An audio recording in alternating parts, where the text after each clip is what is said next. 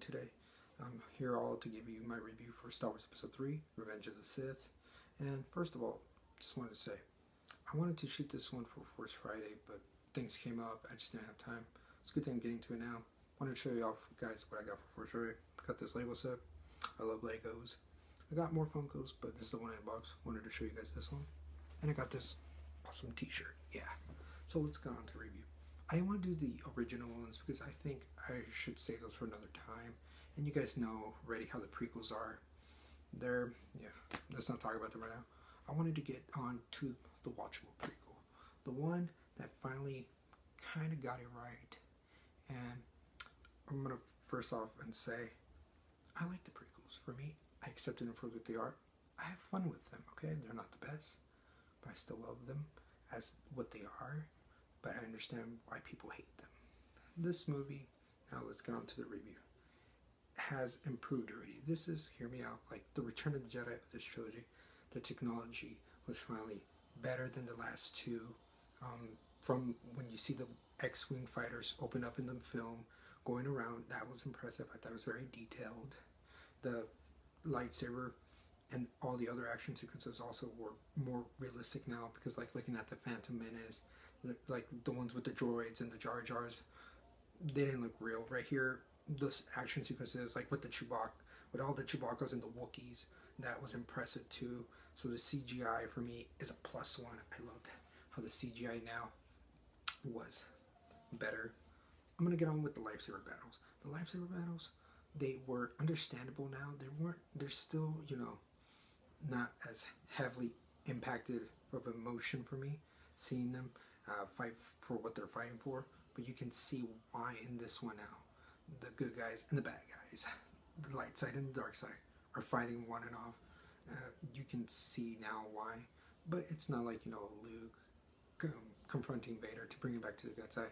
The story is not that, you know, heavy for me to be emotionally invested. This one finally gave me that friendship that Obi-Wan was saying in the original film, where, you know, in the last movie, I thought Obi-Wan was like telling Anakin what to do as like a father figure. In this one, Anakin like grew into now being a good companion to Obi-Wan.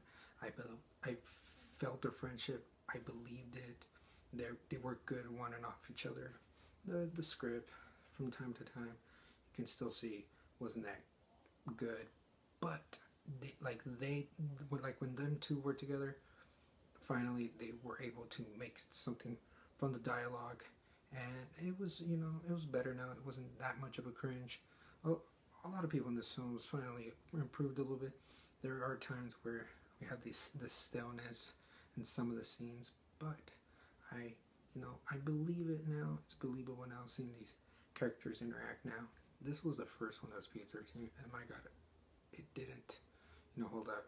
It took advantages of the limit it could go, from like when Anakin decapitated Dooku to when Anakin attacks those poor younglings. That really, they embraced the rating they got for this one. And I thought, you know, I appreciated that. It had the balls to do what it did. I was so glad that Jar Jar finally was not in this film. Not a lot. In the first one he had his time, the second they cut back on him, and then this one he had no lines. You just see him 2 or 3 scenes here and there. That's it. I'm glad he's gone.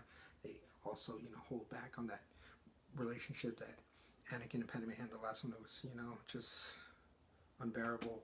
At least now they didn't hit you over the head with it. They just showed it little by little, but not, you know, make it annoying. So that was good that they did that. And Palpatine, he was so good.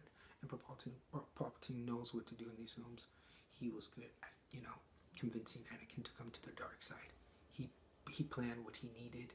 He knew what people were going to do, what they were going to say to, you know, provoke Anakin to get anger and, you know, just give in to the dark side. He was good at doing that. I love this one scene where he's talking with Anakin about Darth Plagueis in this like concert-like place. I thought it was so eerie. It was very intriguing. It's one of my favorite scenes for sure from that movie.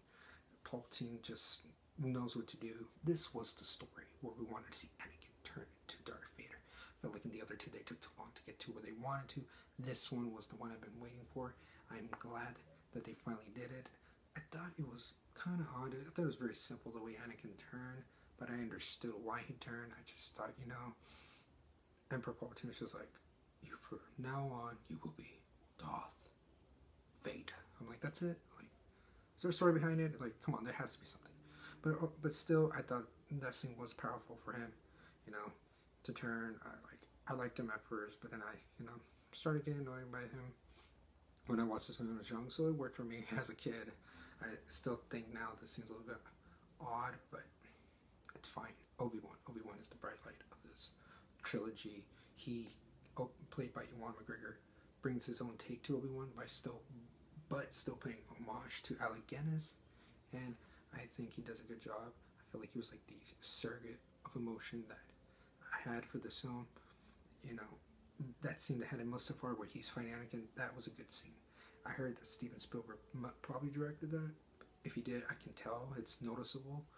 That lightsaber sequence was impressive. I thought it took a little bit too long, but it was good. But yes, going back to it was Obi-Wan, when he saw Anakin, his apprentice, you know, thinking he was dead, dying by the rocks, where he was getting burnt alive. I felt it with what he was saying.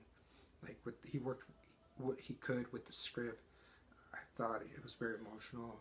I understood. Like, I felt how disappointed he was, and then it was great that he thought he was like this, like kind of like father figure, you know, to protect Luke and Leia, you know, from anybody that would eventually come to find them if they knew that these were Anakin's children.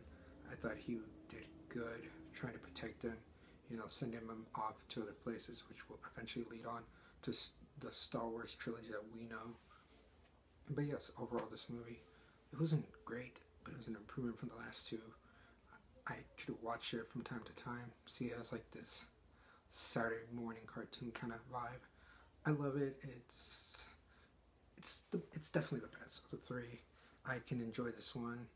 And what'd you guys think of it? For me, my grading would be a B-. I'd like to hear your opinions on this film. You know, it's been already a while. You guys have all seen it. If you guys hate it or love it, I would like to know. Your opinion is a voice I'd like to hear in the comments below. Have a great day.